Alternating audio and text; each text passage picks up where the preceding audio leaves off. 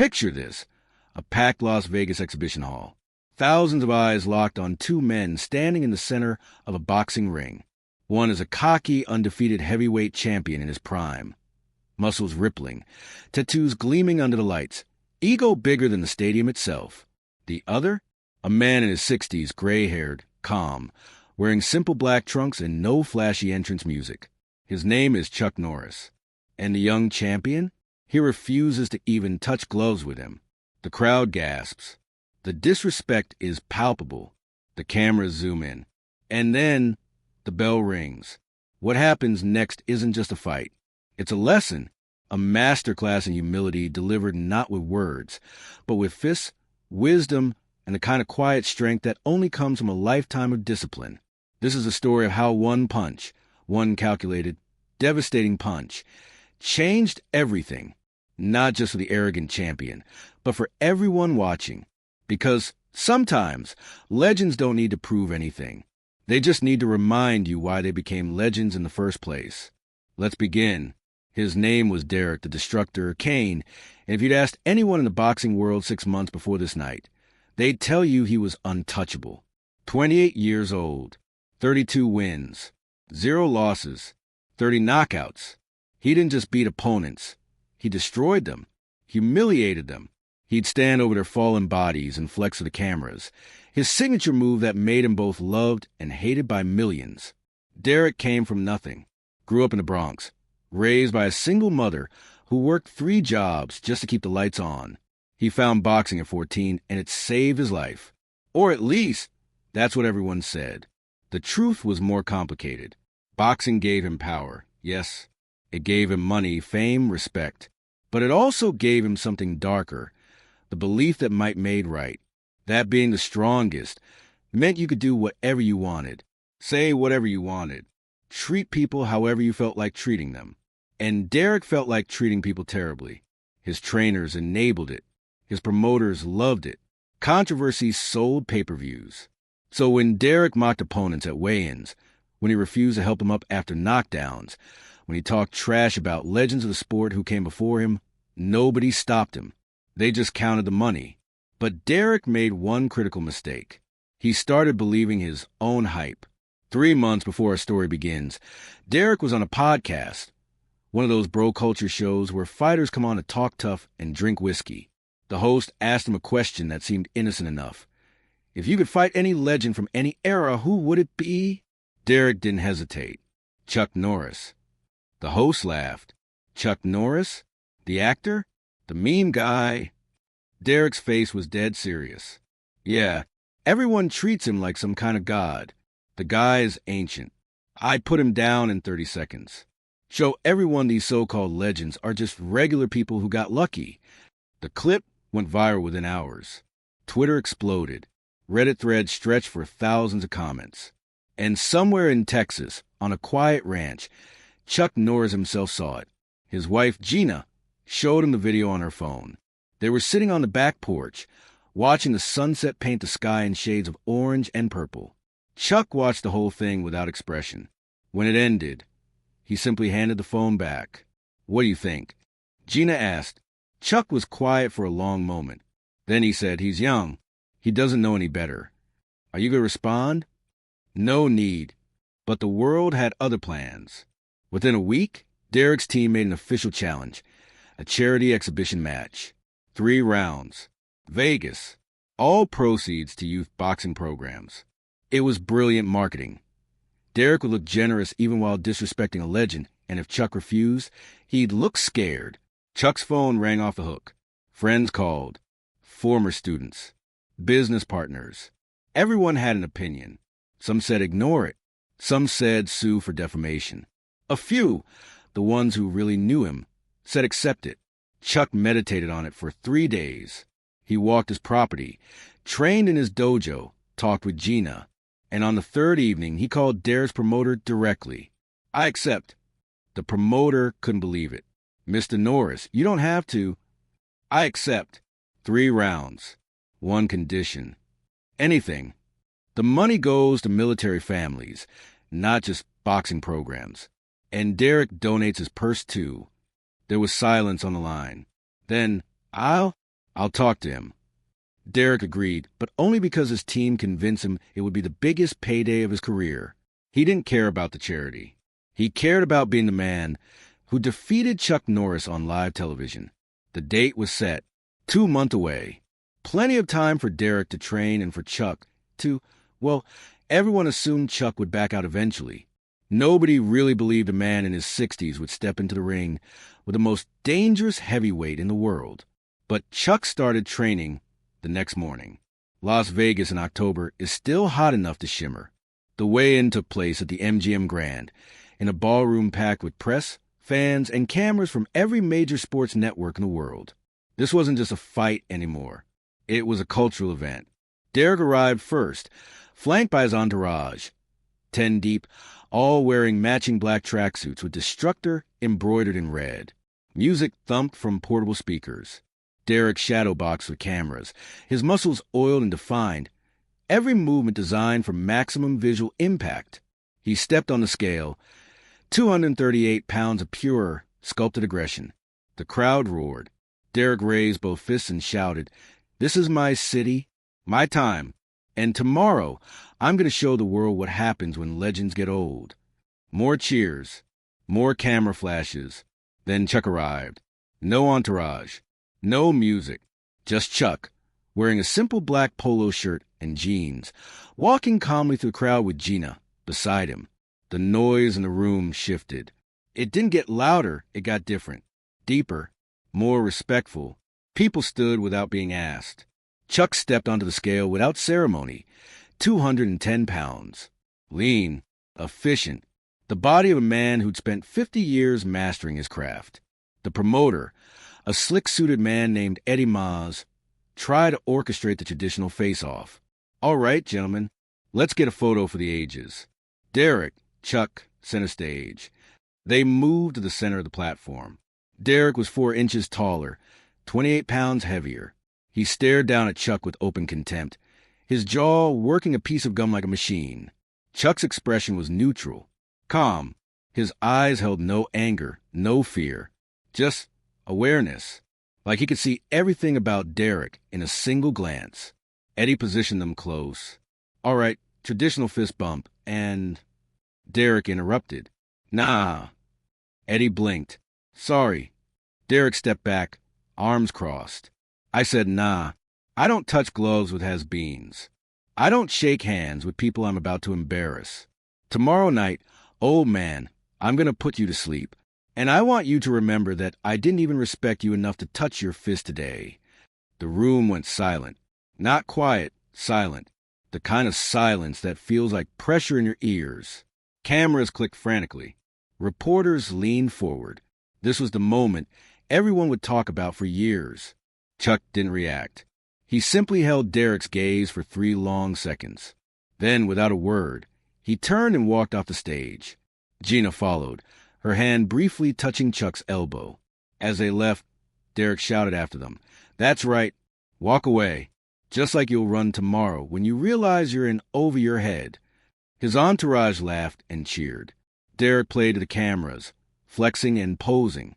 He'd gotten exactly what he wanted, the viral moment that would define the fight's narrative. But backstage, away from the cameras, something else happened. An old man approached Derek as he left the building, dressed in worn jeans and a Vietnam veteran's cap. He was small, wiry, with hands that looked like they'd done hard labor for decades. He stepped in front of Derek's path. "Excuse me, champ. Can I talk to you for just a second?" Derek's security moved to intercept, but Derek waved them off, amused. "What's up, old-timer?" "I just wanted to say, you should be careful tomorrow." Derek laughed. "Careful? Of what?" The old man's expression didn't change. "Of underestimating a man like Chuck Norris. I fought in Vietnam. Saw a lot of tough guys. But the toughest ones? They never needed to prove it. They just were. Chuck's like that. He's not doing this for ego. He's doing it to teach you something." Derek's smile faded. "Teach me? I'm the undefeated heavyweight champion of the world. What an old actor going to teach me?" The veteran held his gaze. Respect. Humility. The difference between being strong and being good. Derek stepped closer, His voice dropped into something cold and mean. "Get out of my way, old man, before I forget you're too pathetic to hit." The veteran didn't move. For a long moment, they stood there. Then, slowly, the older man stepped aside. As Derek walked past, the veteran said one more thing, just loud enough to hear. "I'll pray for you, son. You're going to need it." Derek didn't look back. Fight night arrived like a fever dream. 20,000 people packed the arena. Another million watching on pay-per-view around the world. The energy was electric, almost violent in its intensity. Derek entered first, as champions do, to a thunderous remix of rap and heavy metal. Pyrotechnics exploded. Lights strobed. His entourage surrounded him, all aggression and swagger. Derek climbed through the ropes and immediately began shadowboxing, throwing combinations at the air, each punch sharp and vicious. The crowd ate it up. Then the lights dimmed. No music, no explosions, just a single spotlight on the entrance ramp. Chuck walked out alone. The crowd's roar was different this time. Deeper, more primal. This wasn't cheering for a celebrity or a meme. This was respect for a man who'd spent his entire life walking a path of discipline, skill, and honor. Chuck wore simple black trunks and black shoes.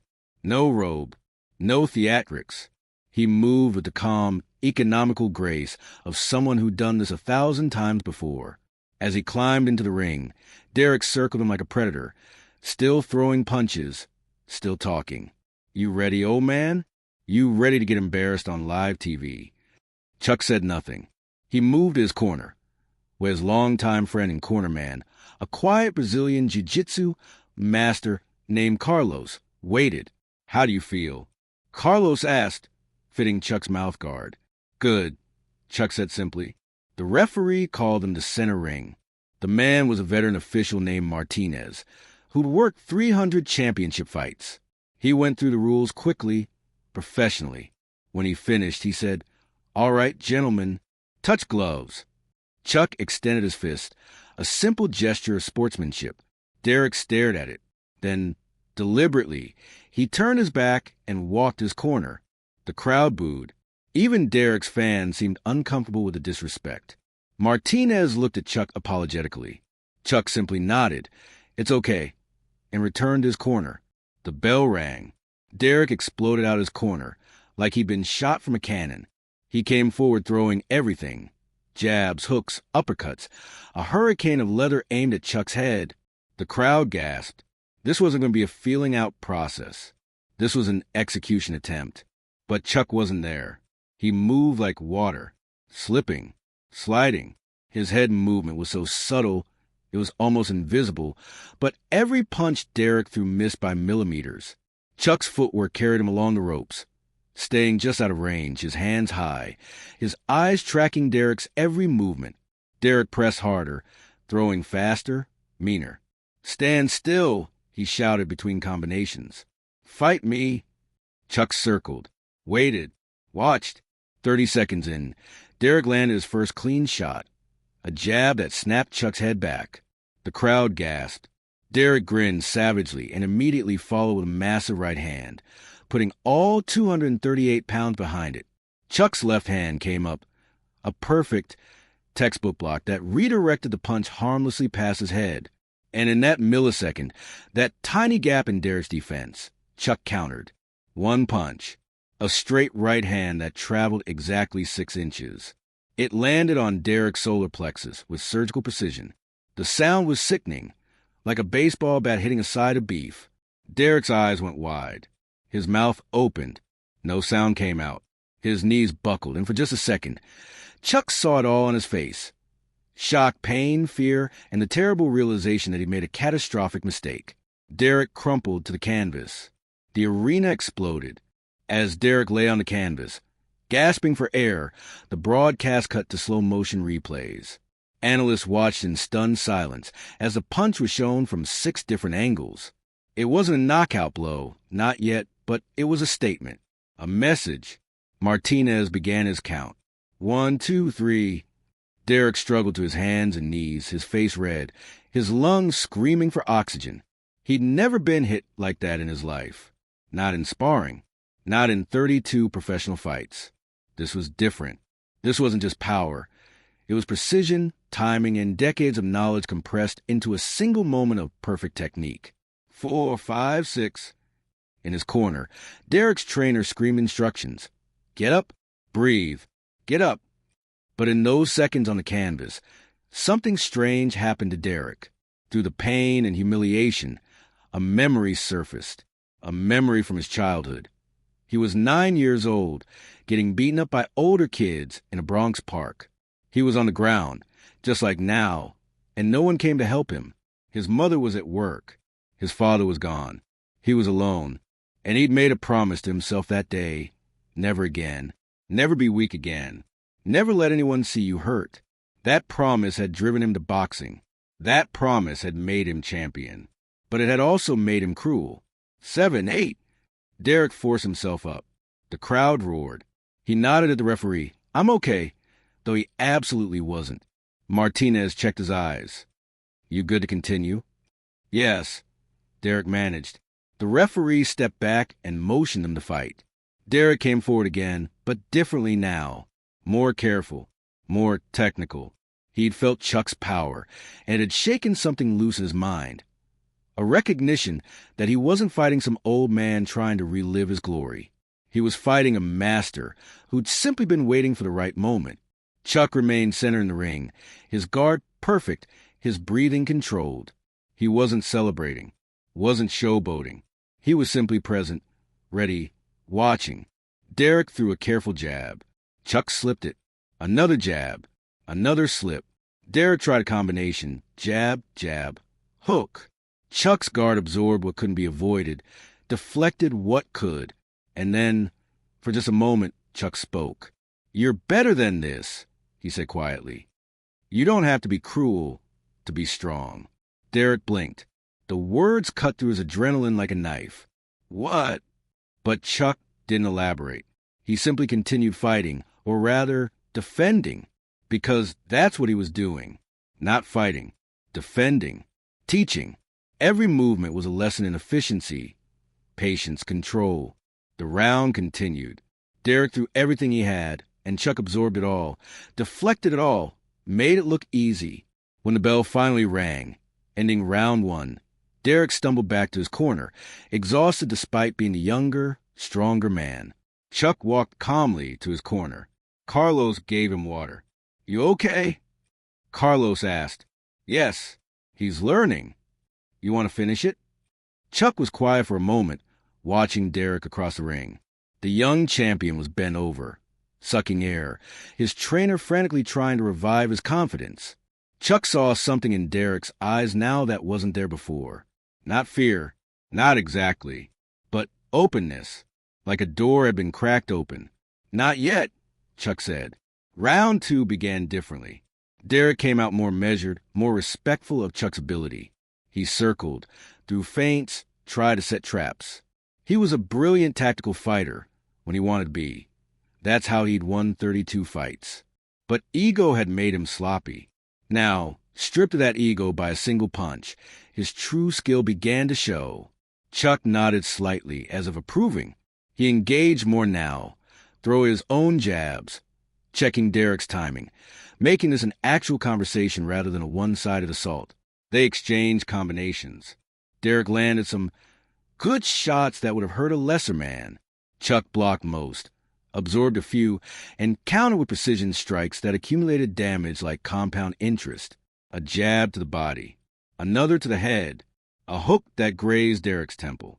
Midway through round 2, Derek tried something desperate. He faked a jab and threw a wild overhand right. His knockout punch, the one that had ended 15 fights. Everything he had went into it. Chuck saw it coming like it was telegraphed on a billboard. He stepped inside the punch, too close for it to land with power, and for the first time in the fight, he spoke loud enough for everyone to hear. This is why you touch gloves. To show respect. To honor the sport. To remember that we're not enemies. We're warriors sharing space. And then Chuck delivered a short, perfect right hook to Derek's jaw. Not to knock him out. To wake him up. Derek's head snapped to the side. He stumbled but didn't fall. The crowd was on its feet. Chuck stepped back, giving Derek room to recover, and that gesture, That moment of mercy hit Derek harder than any punch. The young champion stood there, gloves at his sides, breathing hard, staring at Chuck with something like wonder. For the first time in years, maybe for the first time since he was that 9-year-old boy getting beat in the park, Derek Kane felt something other than anger or pride. He felt humbled. The bell rang, ending round 2. Back in his corner, Derek waved off his trainer. "I need a second." "Derek, you need to." "I said I need a second." His trainer fell silent. Derek sat there, elbows on knees, staring at the canvas. Across the ring, Chuck was calm, composed, barely breathing hard. It didn't make sense. By every measurable metric, age, size, strength, speed, Derek should be dominating. But he wasn't, because metrics didn't account for wisdom, for discipline, for 50 years of refinement. The 30-second warning sounded. Derek stood. His legs were heavy. His body was tired. But his mind was clear for the first time in months, maybe years. The bell rang for round 3. Both fighters moved to center ring. And then, before the referee could say anything, Derek did something no one expected. He extended his fist toward Chuck. The arena gasped. Cameras zoomed in. Even Martinez looked surprised. Chuck looked at Derek's extended glove, then at his eyes. And in those eyes, Chuck saw something he'd been hoping to find: genuine respect. Chuck touched his glove to Derek's. The crowd exploded into applause. Not the aggressive, bloodthirsty roar from before. This was different. This was people witnessing a moment of real transformation. The final round was beautiful. Not brutal, beautiful. Both men fought with honor, skill, and respect. Derek threw his best combinations. Chuck countered with precision. They moved like dancers, like masters of an ancient art form that most people had forgotten was about more than just violence. With 30 seconds left, Derek found an opening and landed a clean right hand that snapped Chuck's head back. It was a perfect punch, the kind that wins rounds. But Chuck just smiled, nodded once, good shot, and returned fire with a combination that backed Derek the ropes. The final bell rang. Both fighters immediately embraced at center ring. Derek held Chuck tightly, and the cameras caught him saying something in the older man's ear. Chuck nodded, patted Derek's back, and they separated. Martinez took both their hands to await the decision. The judges' scores came in, unanimously for Chucknorris, but the numbers didn't matter. Everyone in that arena knew what they'd witnessed wasn't about winning or losing. It was about growing up.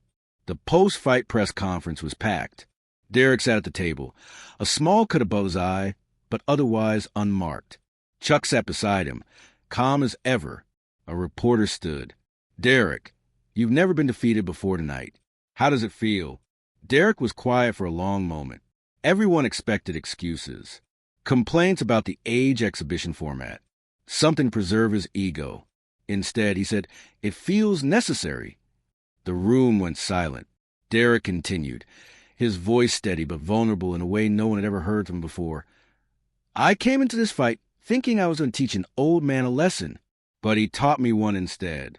He taught me that real strength isn't about how hard you can hit. It's about why you hit. It's about discipline, respect, honor, all the things I forgot on my way to becoming champion." He turned to Chuck. "I was disrespectful. I was cruel, and you could have knocked me out in the first round. I know you could have, but you didn't. You let me learn. You let me grow, and I'll never forget that." Chuck spoke then, his voice quiet but carrying to the silent room. "Derek, you're a brilliant fighter. You always have been. But being brilliant isn't enough. You have to be good. Not good at fighting, good as a person. The sport doesn't need more destroyers. It needs more warriors who understand what they're fighting for." Another reporter. "Chuck, there's already talk about a rematch. Would you consider—" Chuck held up a hand. "No, this wasn't about competition. This was about a moment, a lesson. Derek doesn't need to fight me again. He needs to take what he learned and become the champion he's capable of being, inside and outside the ring." Derek nodded, his jaw tight with emotion. The press conference continued, but the story was already written. By morning, clips of the fight had 50 million views. But more than the fight, people shared the moment when Derek extended his fist, the embrace, the press conference. This wasn't just a boxing match going viral. It was a redemption story.